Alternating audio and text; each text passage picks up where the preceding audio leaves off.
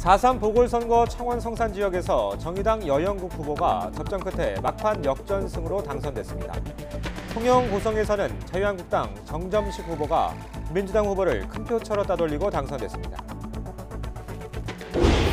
보궐선거에서 여당과 단일한 정의당과 자유한국당이 한 석씩을 나눠 가지면서 여야의 전국 주도권 다툼이 심화될 것으로 보입니다. 당장 오늘 국회 운영위 회의 때부터 인사검증 실패 책임을 놓고 격돌이 예상됩니다.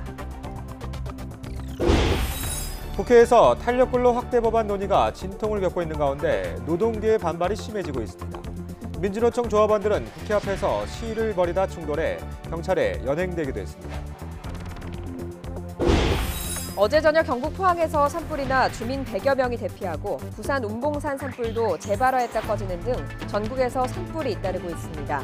오늘도 건조특보 속에 강한 바람이 예보돼 있어서 산불 예방에 비상이 걸렸습니다.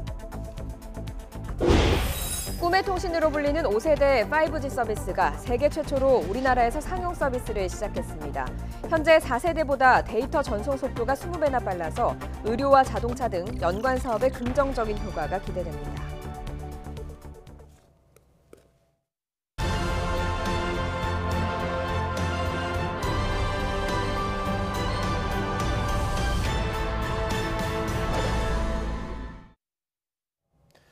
굿모닝 YTN 3부 이어갑니다. 어제 치러진 보궐선거 창원 성산에서 여당과 단일화를 이룬 정의당 여영국 후보가 막판까지 손에 땀을 쥐는 접전 끝에 신승을 거뒀습니다. 전통적으로 보수 진영이 강세를 보인 통영 고성에서는 자유한국당 정점식 후보가 여유 있게 당선됐습니다. 김영수 기자가 보도합니다. 진보정치 1번지 창원 성산. 이번 보궐선거 최대 격전지로 꼽혔던 만큼 개표 상황 역시 손에 땀을 쥐게 하는 접전이었습니다. 이례적으로 여당과 단일화를 이룬 정의당 여영국 후보는 개표 과정 내내 자유한국당 강기훈 후보에게 끌려갔지만 개표 막판 기적 같은 역전을 이뤄냈습니다. 여 후보는 최종 득표율 45.8%로 45.2%를 기록한 강기훈 후보를 가까스로 제쳤습니다.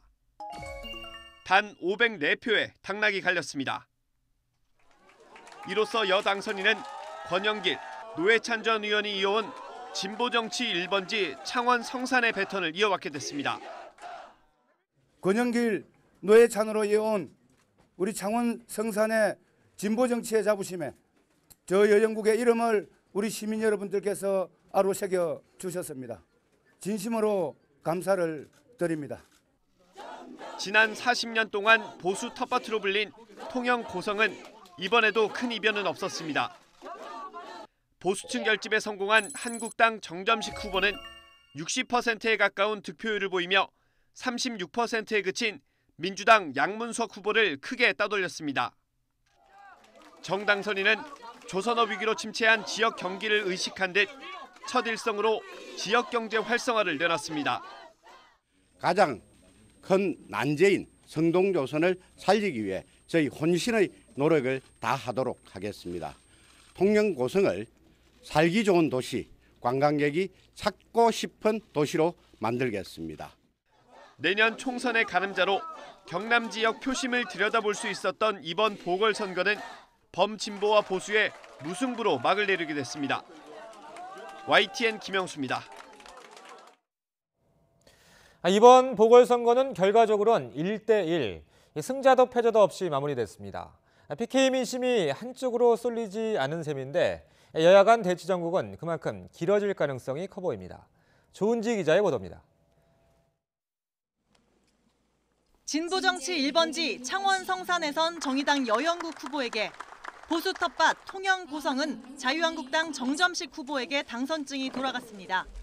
내년 총선 결과를 엿볼 수 있는 PK 민심은 여야 어느 한쪽에 손을 들어주지 않고 절묘한 균형을 택했습니다. 노회찬 정신을 부활시키라고 응원해주신 모든 국민들께 정말 머리 숙여 진심으로 감사 인사를 드립니다. 이 성원을 가슴에 새기고 창원의 민생 경제를 살리는데 그 누구보다도 최선을 다하겠습니다. 4.3 보궐선거에서 범여권과 야권의 무승부는 정치권의 대치 전국을 장기화할 가능성이 일단은 높아 보입니다. 여당인 더불어민주당은 김의겸 전 청와대 대변인 투기 의혹과 잇따른 장관 낙마 사태를 딛고 민생 챙기기를 앞세워 국정 정면 돌파에 나설 것이란 분석입니다. 이미 민주당은 보수 야당의 비판을 정치 공세로 규정하며 대응 수위를 높이고 있다는 점도 이 같은 예상을 뒷받침합니다. 그런 공조 체계를 더 굳건히 해서 저 자유한국당 이 다음 총선에서 모조리 다 떨어져 있도록 연대해서 싸워나갈 것을 약속을 하겠습니다. 창원에서의 석패가 아쉽지만 이번 보궐선거에서 선전한 한국당 역시 문재인 정부와 민주당에 대한 비판을 한껏 끌어올릴 것으로 보입니다. 박영선, 김현철 장관 후보자 사퇴는 물론 인사검증 책임을 물어 당장 오늘 열리는 국회 운영위원회에서 조국, 조현옥 청와대 수석의 경질 요구를 이어갈 것으로 전망됩니다. 엄중한 심판을 하신 것으로 생각합니다. 그리고 우리 자유한국당에게는 무너져가는 민생을 살리고 또 경제를 회복하라고 하는 숙제를 주었다고 생각을 합니다. 여영국 후보의 당선으로 정의당이 민주평화당과 연대해 교섭단체를 구성할지도 관심입니다. 민주평화당 내부에서는 찬반 양론이 맞서고 있지만 선거제도 개편과 지역 예산 챙기기 등 총선을 앞두고 결국 원내 교섭단체 구성을 시도할 것이란 관측이 높습니다. 당내에서 찬성하는 사람도 있고 또 거기에 대해서 회의적인 생각도 가진 사람이 있기 때문에 우선 선거 후에 의견을 조정해 나가야지. 여당과 야당 누구에게도 완승을 안겨주지 않은 냉정한 민심의 평가. 이 결과를 두고 벌어질 정치권의 해석과 향후 대응이 주목됩니다. YTN 조은지입니다. 선거 기간 벌어진 돌발 악재에 긴장했던 청와대는 보궐선거 결과에 대해 한숨 돌리는 분위기입니다. 일단 경제 살리기와 한반도 평화 프로세스에 속도를 내는 데 집중할 것으로 보입니다. 신호 기자가 보도합니다. 4.3 보궐선거 사전투표 첫날 대변인이 사퇴하고 이어 장관 후보자 2명이 낙마하면서 청와대 위기감도 커졌습니다. 청와대는 이번 장관 후보자 인선에도 7대 배제 기준을 적용하고 준수했지만 국민의 눈높이를 맞추는 데 미흡했습니다. 송구스럽게 생각합니다. 고위공직자의 부동산 투기와 자녀의 호화 유학이 도마에 오르자 청와대도 적극적인 방어에 나섰지만 언론 비판과 야당의 공세는 더욱 강화되기만 했습니다. 한국당이 두 곳 모두 이길 경우 청와대 검증 실패 책임론이 선거 실패 책임론으로까지 번질 수 있는 상황이었습니다. 한국당과 범여권 연대가 한석씩 나눈 선거 결과에 청와대는 한숨 돌리는 분위기입니다. 야권의 공세는 이어질 수 있지만 장관 인사 검증에 대한 청와대 책임론은 기세가 한풀 꺾일 것으로 판단하고 있습니다. 다음 달 집권 2주년을 앞두고 문 대통령은 경제 행보를 강화할 전망입니다. 미세먼지와 경기 대응을 위한 추경안 처리 등 현안을 놓고 국회와의 소통에도 힘을 쏟을 것으로 보입니다.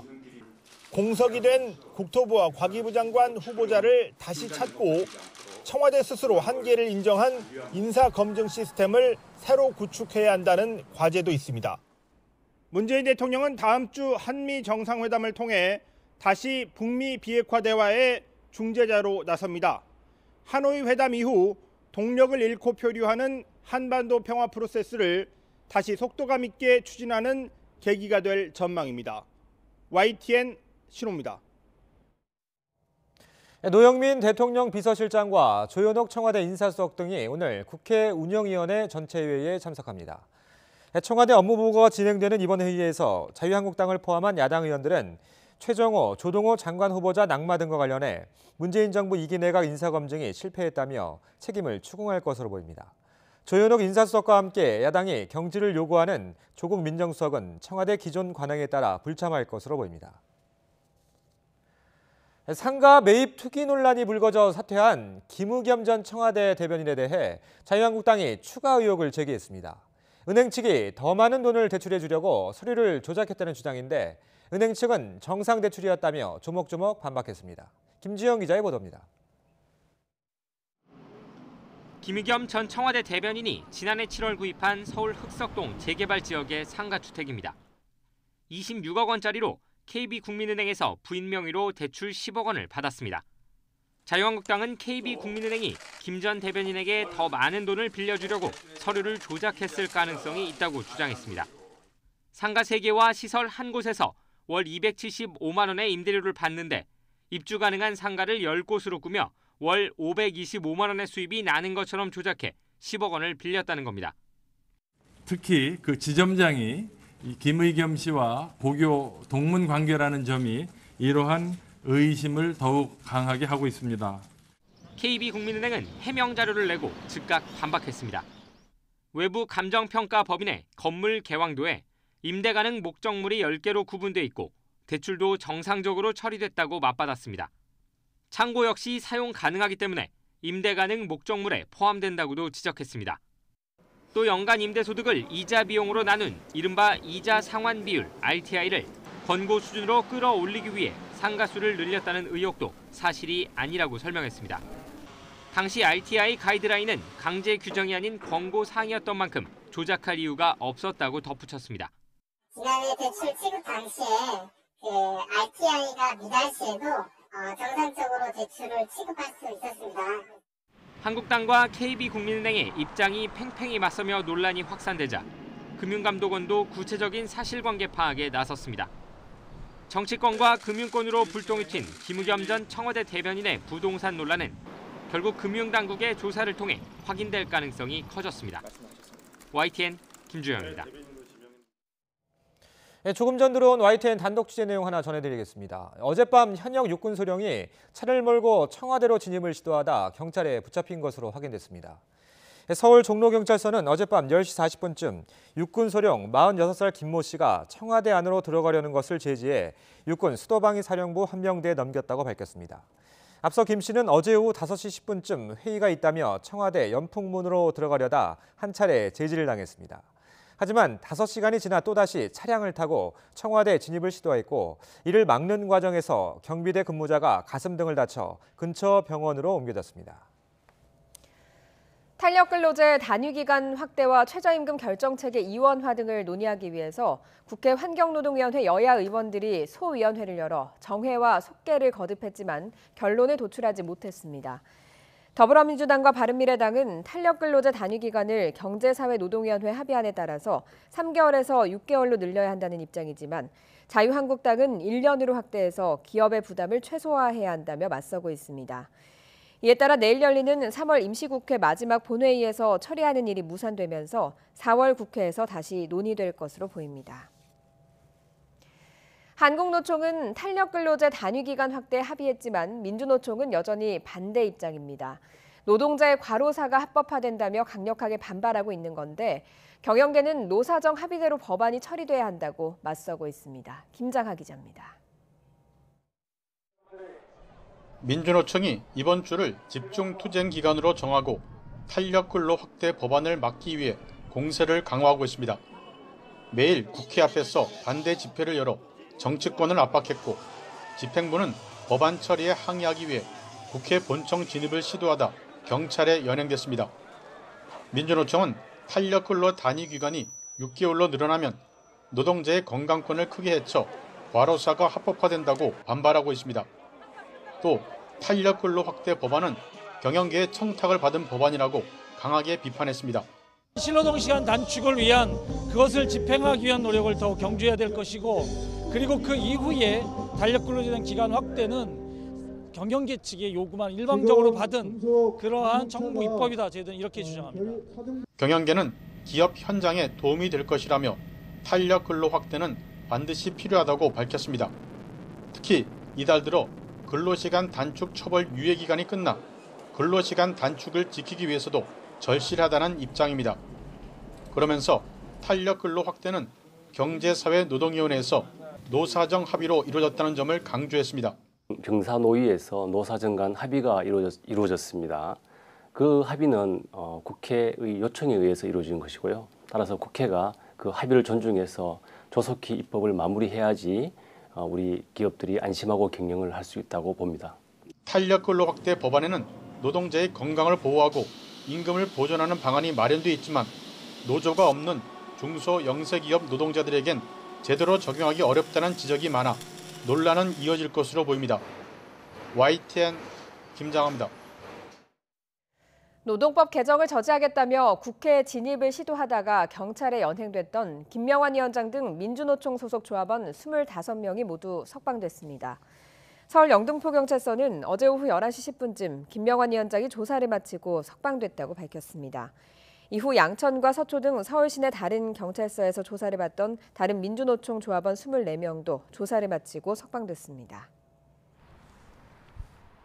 연일 바짝 메말라가는 대지에 화재 위험성이 커지고 있습니다. 여기에 어젯밤부터 동해안 지역에는 강풍주의보도 내려졌는데요. 오전 5시 강원 산간 미시령에는 초속 24m에 달하는 돌풍이 기록되기도 했습니다. 대형 산불이 주로 봄철 4월에 자주 발생하는 만큼 화재 우려가 커지고 있으니까요. 불씨 관리 철저히 해주시기 바랍니다. 지금도 강원 산간에는 초속 17m에 달하는 돌풍이 불고 있습니다. 양양공항은 초속 10m, 경주와 부산 서구에도 초속 9m의 강한 바람이 불고 있는데요. 전국에 건조특보가 내려진 가운데 양양과 강릉 등 동해안 지역에는 강풍주의보가 발효 중이고요. 바람이 더 세지는 낮부터는 서울 등 중부 서해안 지역에도 강풍특보가 확대될 것으로 예상됩니다. 오늘 낮부터 내일까지 서해안에는 순간풍속이 초속 20m, 동해안과 강원 산간은 초속 30m에 달하는 태풍급의 돌풍이 몰아치겠습니다. 날아갈 시설물은 없는지 안전사고에도 철저히 대비가 필요해 보이겠습니다.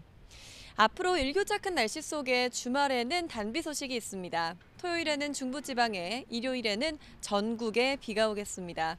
지금까지 YTN 야외 스튜디오에서 박현실입니다. 다음은 또 산불 소식입니다. 어제 저녁 경북 포항에 있는 야산에서 불이 나 주민 100여 명이 대피했습니다. 1,100여 명에 달하는 소방대원과 공무원들이 투입돼 밤새 진화 작업이 이어졌습니다. 유충섭 기자가 보도합니다. 산등성이를 따라 불길이 빠르게 번집니다.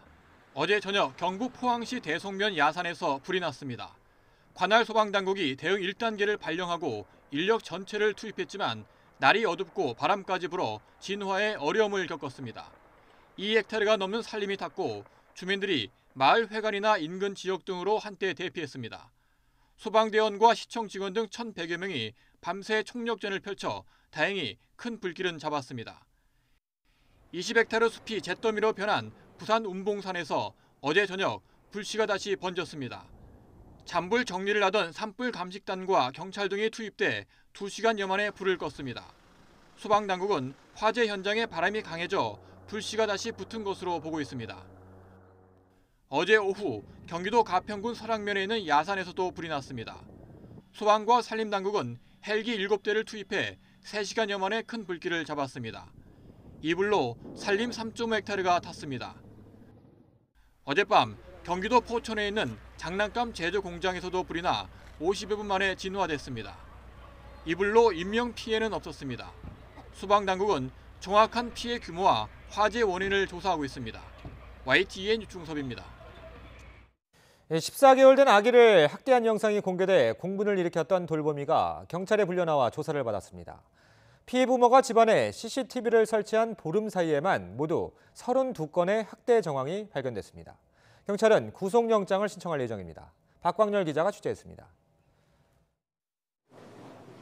패딩 모자와 마스크로 중무장한 중년 여성이 황급히 경찰서를 빠져나갑니다. 14개월 된 아기를 상습 폭행한 혐의로 입건된 58살 김모 씨입니다.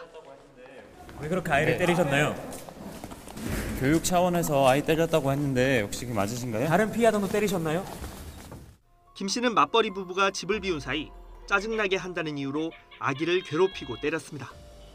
경찰이 집안 CCTV를 살펴봤더니 지난 2월 말부터 지난달 중순 사이 모두 32차례의 학대 행위가 있었던 것으로 파악됐습니다. 그 센터에서 그 기록하는 거에는 굉장히 평이 좋은 분으로 사실은 나와 있었어요. 또 그나마 지금 CCTV 분량에서 이 정도가 나왔기 때문에 구중이 가능한 거지, 만약 그런 거 없이 단순 멍자국이나 이렇게 됐으면 조금 더 오래 지속됐을 가능성도 큰 사건이에요. 김 씨는 여성가족부에서 운영하는 아이 돌봄 서비스 소속입니다. 자녀를 둔 부모들은 정부의 무책임한 관리도 문제라고 지적합니다. 장애인이라든지 한부모 가정들 이런 사람들에 대해서 아니면 나이가 조금 있으신 분들이 우대사항으로 되어는 있더라고요. 근데 그게 우대사항으로 되면 안 되는 거예요. 이 사람의 인성을 보고. 김 씨가 피해 가정에서 일한 건 지난 1월부터 3개월간. 하지만 CCTV 기록이 남지 않은 기간의 범행 여부에 대해선 철저히 부인했습니다. 갑자기 그날 결심을 해서 아이를 때리기 시작해서 CCTV에 그때까지 딱 때렸다는 게 말이 안 되잖아요. 혐의를 어떻게든 줄이고 싶어서 하시는 행동으로밖에 안 보여요. 경찰은 추가 조사를 벌인 뒤 김 씨에 대한 구속영장을 신청할 예정입니다. YTN 박광렬입니다. 변종 마약을 상습적으로 피운 혐의로 체포된 SK 창업주 손자가 결국 구속됐습니다. 경찰은 다른 부유층 자제들도 대마 구매에 연루됐는지 수사를 확대할 계획입니다. 김주환 기자가 보도합니다. 변종 마약을 상습적으로 투약한 혐의를 받는 SK 창업주의 손자인 31살 최 모 씨가 경찰에 구속됐습니다. 인천지방법원은 영장실질심사에서 도주할 우려가 있다며 최 씨의 구속영장을 발부했습니다. 지난해부터 모두 18차례에 걸쳐 액상 대마를 구매해 피운 혐의입니다. 영장실질심사는 최 씨가 출석하지 않은 상태에서 서류 심사만으로 진행됐습니다.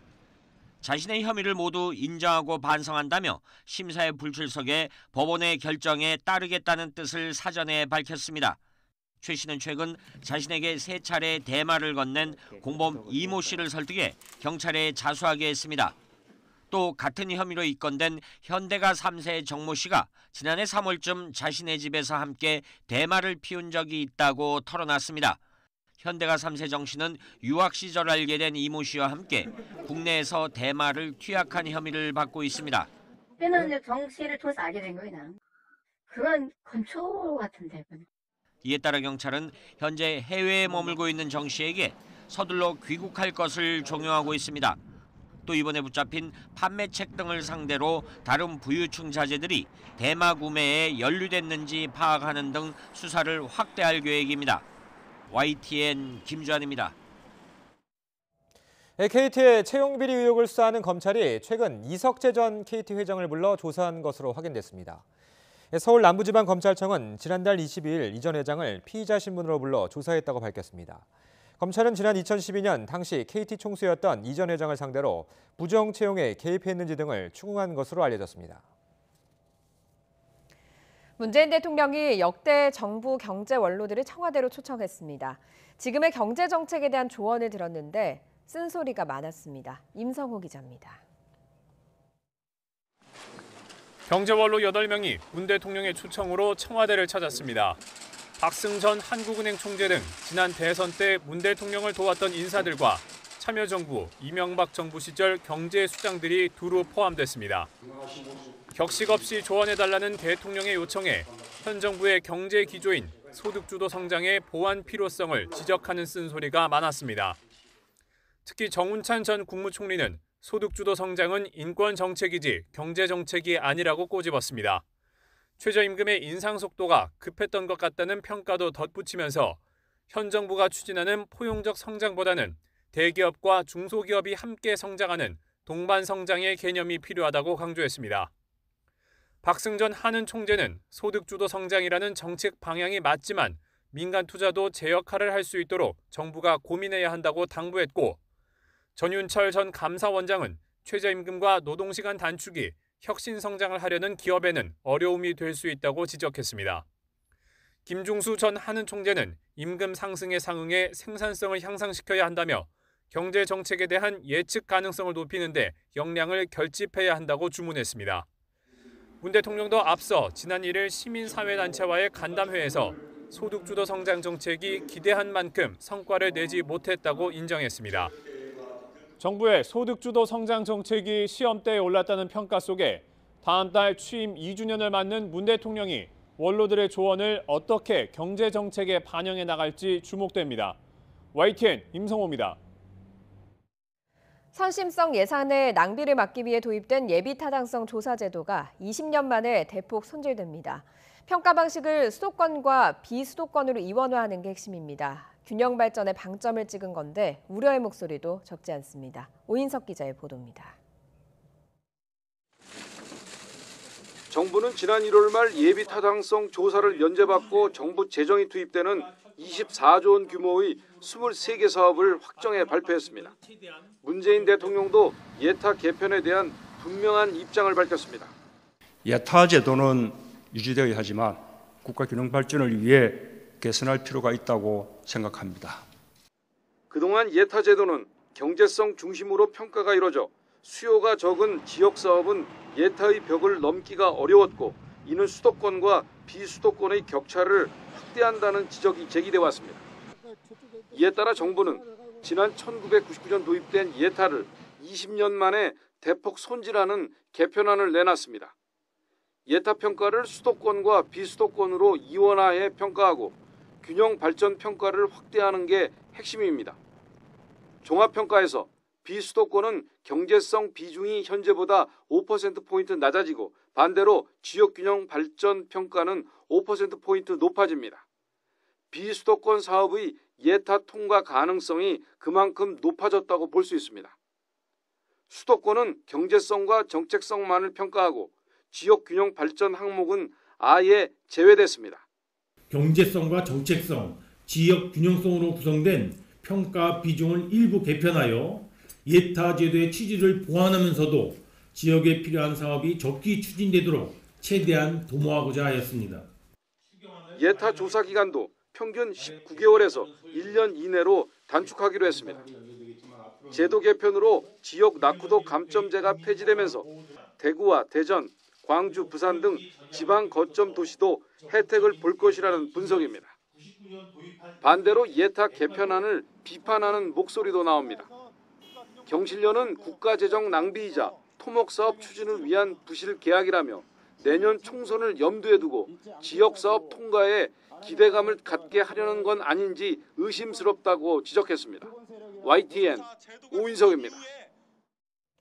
이른바 승리 정준영 단체 대화방의 멤버로 있었던 것으로 확인된 가수 로이킴이 빨리 귀국해서 조사를 받겠다고 했습니다. 그런데 정준영과 친했던 다른 연예인들도 비슷한 의혹으로 연일 이름이 거론되고 있습니다. 박서경 기자입니다. 이번에 새롭게 확인된 단체 대화방 참가자는 모범생 이미지로 큰 사랑을 받았던 가수 로이킴입니다.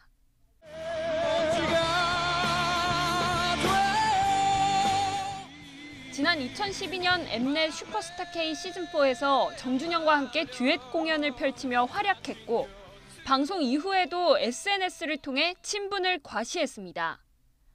경찰은 로이킴을 일단 참고인 신분으로 불러 단순히 유포 영상을 보기만 한 건지 범죄에도 가담했는지 살펴볼 예정입니다. 현재 미국에서 공부하고 있는 로이킴은 빠르게 귀국해 필요한 조사를 모두 받겠다고 밝혔습니다. 이와 함께 슈퍼주니어 강인과 2AM 정진훈, 모델 이철우도 도마 위에 올랐습니다. 지난 2016년 JTBC 예능 히트메이커에 정준영과 함께 출연했을 당시 단체 대화방에 참여했다는 의혹이 불거진 겁니다. 강인과 이철우 측은 프로그램 촬영 당시 단체 대화방이 있었지만 종료 후 없어졌고 불법 촬영이나 유포에 가담한 적은 없다고 반박했습니다. 정진훈 측은 현재 당사자가 군대 훈련소에 있는 만큼 사실 확인에 시간이 걸릴 것으로 보인다고 전했습니다. 한때 진한 우정을 자랑했던 정준영의 연예계의 황금 인맥들. 이제는 줄줄이 단체 대화방의 늪에 빠져 허우적대고 있습니다. YTN 박서경입니다. 건널목을 건너던 여고생이 신호를 무시하고 달려온 공항버스에 치여 크게 다쳤습니다. 등교 시간이라 주변엔 다른 학생들도 많았는데 당시에 찍힌 화면을 보면 정말 아찔합니다. 김다연 기자의 보도입니다. 이른 아침 등굣길, 교복 차림의 학생들이 건널목에 서 있습니다. 보행자 신호에 파란불이 들어오고 발걸음을 옮기는 순간 빠른 속도로 달려오던 공항버스가 여고생 17살 김모양을 들이받습니다. 녹색 신호가 바뀌고 나서 버스가 진입을 했어요. 깜짝 놀랐어요. 그래서 보다 보니까 옆에 학생들이 많이 있었는데 그 학생들이 신호를 건너는 중에 그 버스가 많이 빨리 진입을 해서 사고 현장입니다. 신호가 바뀌고 길을 건너려던 김양은 채 몇 미터를 가지 못하고 이곳에서 공항버스와 그대로 부딪혔습니다. 크게 다친 김양은 병원으로 옮겨져 치료를 받고 있습니다. 함께 길을 건너려던 학생들은 급히 몸을 피해 화를 면했지만 놀란 가슴을 쓸어내려야 했습니다. 운전자는 경찰 조사에서 교차로 신호가 노란불인 줄 알고 속도를 줄이지 않았다고 진술했습니다. 하지만 다른 차량의 블랙박스 영상을 보면 버스가 교차로에 진입하기 전 보행자 신호는 이미 파란불로 바뀐 상태였습니다. 가족까지는 모르겠습니다. 여론은 좀 좋죠. 교통사고 설득예법으로 입건 예정. 경찰은 추가 조사를 거친 뒤 운전자 조 씨의 신병 처리 여부를 결정할 방침입니다. YTN 김다연입니다. 스페인 바르셀로나에서 인천으로 오려던 아시아나 항공 여객기가 타이어 손상으로 출발이 하루 넘게 지연돼 승객들이 불편을 겪었습니다. 아시아나 항공은 현지 시각으로 이일 밤 9시 10분 바르셀로나 공항에서 인천공항으로 출발하려던 OZ512편 항공기가 출발 직전 타이어 손상이 발견돼 이륙이 미뤄졌다고 밝혔습니다. 아시아나는 현지에서 부품 조달에 실패하고 인천공항에서 부품을 공수한 뒤 정비하기로 하면서 출발 스케줄이 4일 자정으로 변경됐다고 밝혔습니다. 이로 인해 승객 186명이 기내에서 5시간 넘게 대기하고 출발이 26시간 50분 늦어져서 일정에 차질을 빚는 등 불편을 겪었습니다.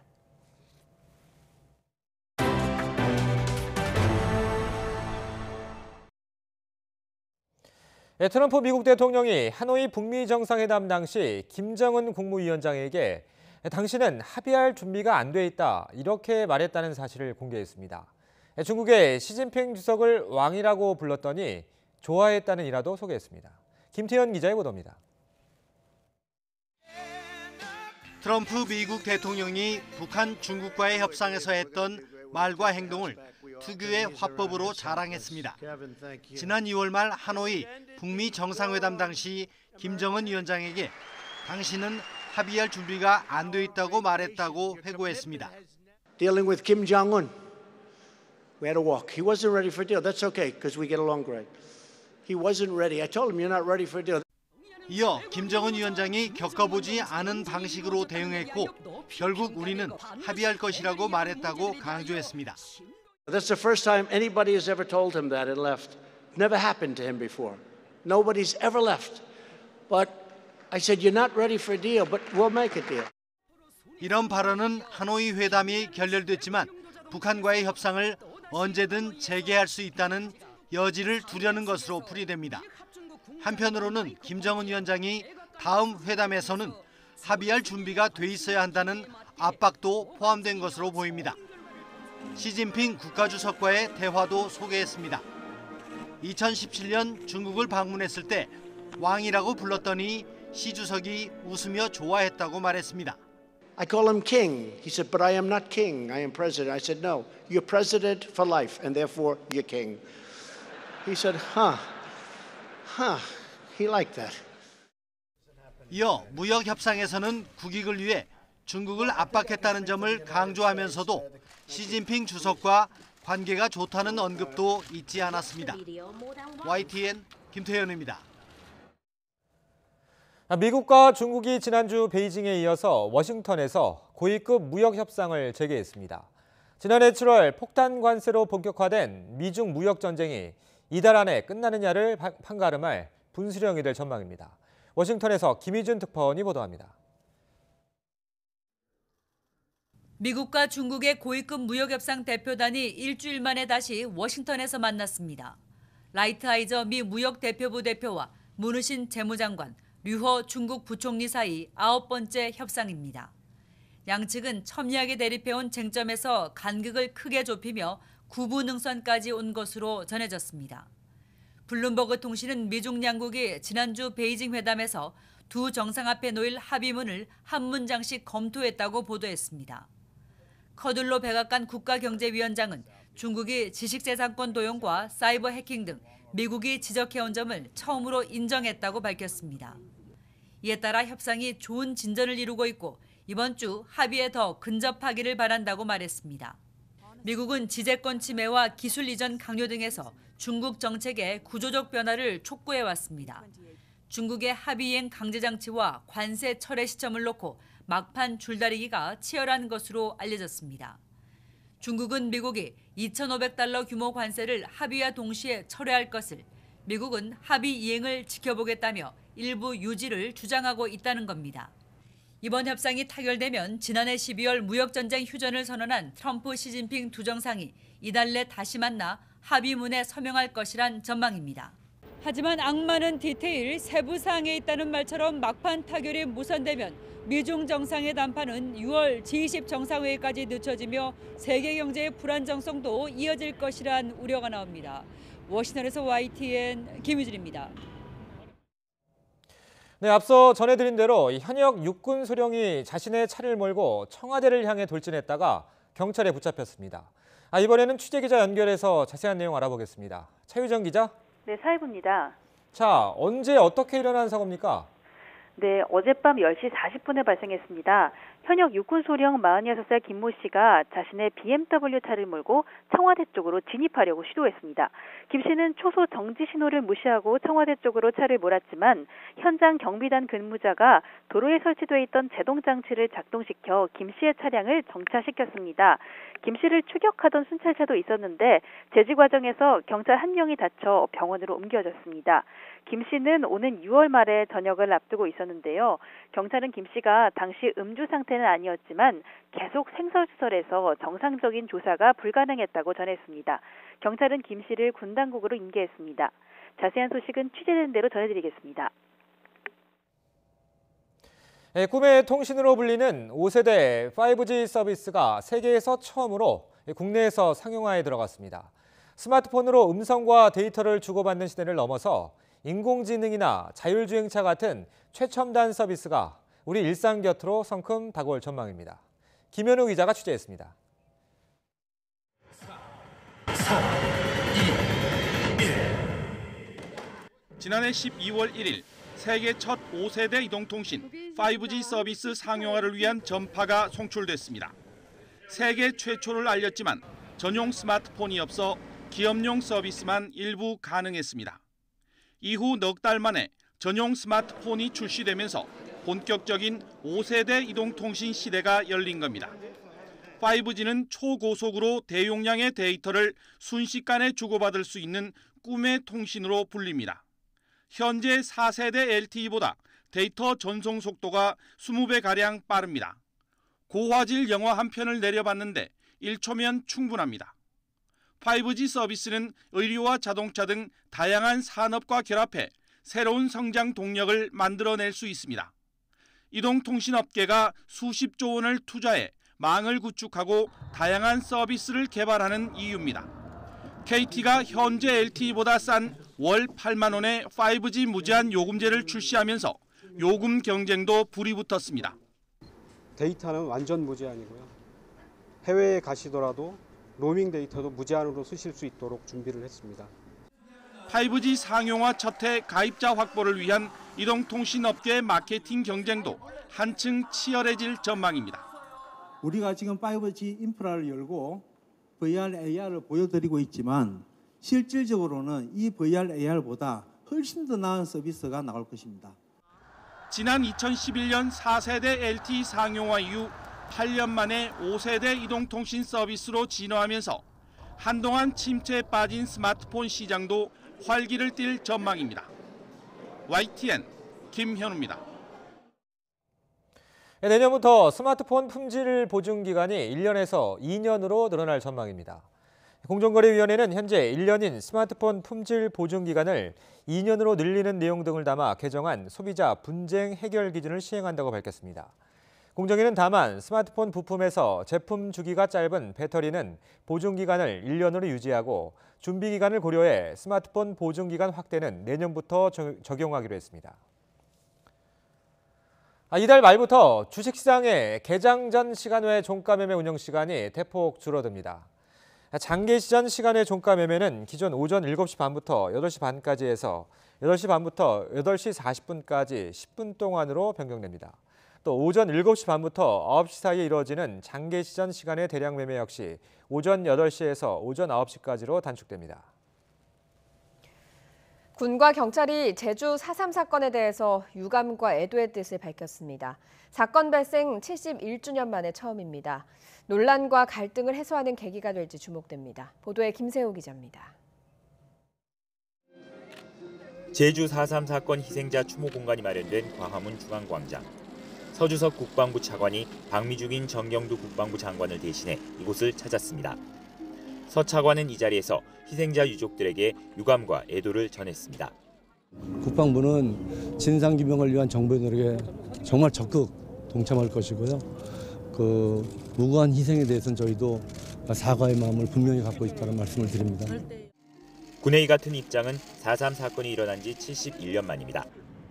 앞서 국방부도 한 문장짜리 입장문을 발표했는데 유족들은 군의 조치가 여전히 미흡하다며 한층 더 달라진 모습을 촉구했습니다. 이런 그 당시의 정의와 진실이 뭔지를 왜 저희 어르신들이 돌아가셨는지를 알고 싶어하는 겁니다. 그런 구체적인 어떤 실행을 해주시기를 저는 간곡히 바랍니다. 앞서 민가병 경찰청장도 경찰 수장으로서는 처음으로 4.3 사건 추념식에 참석해 사죄의 뜻을 전했습니다. 무고하게 희생된 양민들의 영전 앞에 다시 한번 머리 숙여 깊은 애도를 표합니다. 상가 명복을 빕니다. 군경의 공식 입장문에는 그러나 사과나 사죄의 표현은 없었습니다. 4.3 사건이 무장 봉기였고 이를 진압했다는 기존의 입장을 놓고 여전히 내부 논의가 진행 중임을 읽을 수 있는 대목입니다. 책임을 인정하면 진압 공적 서훈이 취소되거나 책임자 처벌 등은 물론 진압 작전 자체의 정당성 논란까지 확산할 우려를 감안한 것으로 보입니다. 그럼에도 4.3 사건에 대한 군경의 작은 입장 변화가 70년 넘게 이어온 논란을 매듭 지을 수 있는 계기를 제공할지 관심입니다. YTN 김세호입니다. 어제 새벽 5시쯤 충남 서천군 한솔재지 장한공장에서 20대 노동자가 기계에 끼어 숨졌습니다. 경찰은 전기보수를 담당하는 28살 A씨가 완제품 이송기계에 문제가 있다는 연락을 받고 혼자 점검을 하던 중 갑자기 기계가 작동하면서 사고를 당한 것으로 파악됐다고 밝혔습니다. A씨는 한솔재지 계열사 직원으로 1년 4개월 전에 입사한 것으로 전해졌습니다. 고 김용균 씨도 홀로 일을 하다 목숨을 잃었죠. 같은 일이 반복되지 않게 하기 위한 특별조사위원회가 태안화력발전소 현장 조사를 시작으로 활동에 들어갔습니다. 현장은 얼마나 바뀌었을까요? 이문석 기자가 다녀왔습니다. 청년 비정규직 노동자 김용균 씨가 숨진 태안화력 컨베이어 설비입니다. 사고 뒤 4개월, 현장은 얼마나 변했을까? 컨베이어 옆으로 끼임 사고를 막는 노란색 안전 펜스가 설치되고 있습니다. 발이 빠질 듯 벌어졌던 수십 미터 상공 작업용 다리 간격도 철판으로 떼웠습니다.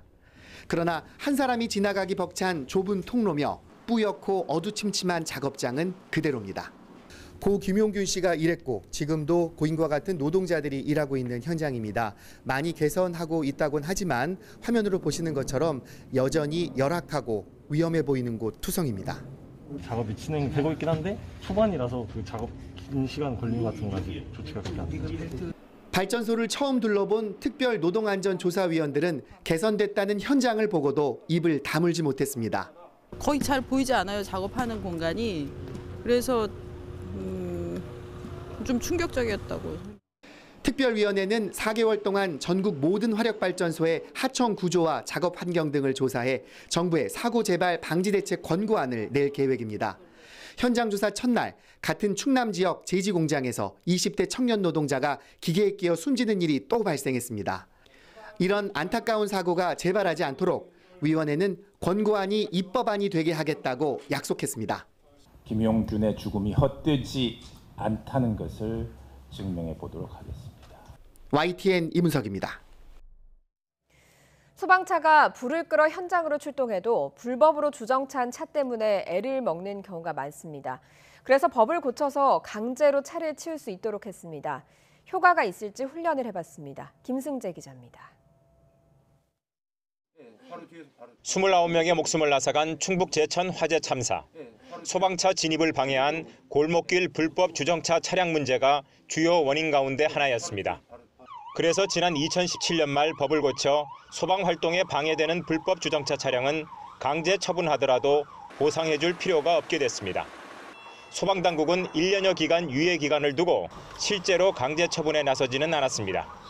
하지만 이제부터는 아닙니다. 화재 신고를 받고 출동한 소방 물탱크 차량. 불법 주차로 주택가 골목길 진입이 어렵게 되자 그대로 차량 옆을 긁으며 지나갑니다. 주차가 금지된 비상소화장치함 옆에 서 있는 승용차. 밀어도 꿈쩍하지 않자 차를 강제 견인한 뒤 소방 호스를 꺼냅니다. 지하 소화전을 가리고 있는 차량 역시 물탱크 차량으로 밀어낸 뒤 지하에서 소화전을 꺼내 올립니다. 강제 처분 없이는 황금 시간 내에 도저히 소방차가 접근하기 어려워서 보다 적극적으로 강제 처분을 실시키로 한 사안입니다. 서울소방본부는 재산 피해를 줄이기 위해 노력하겠지만 불가피할 때 강제 처분할 수밖에 없다며 시민 참여를 부탁했습니다. YTN 김승재입니다. 이르면 7월부터 난임치료 시술에 대한 건강보험 적용 범위가 확대됩니다. 연령 제한도 폐지하고 적용 횟수도 늘려서 신선배아 체외 수정 시술은 4회에서 7회로, 동결배아는 3회에서 5회로, 인공수정도 3회에서 5회로 확대됩니다.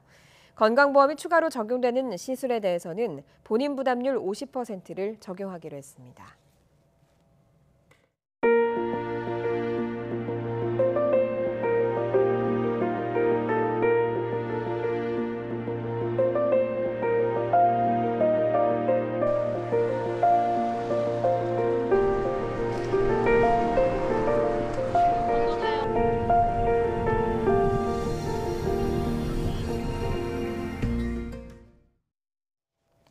일교차 큰 날씨 속에 벚꽃이 곱게 피어나는 속도가 빨라지고 있습니다.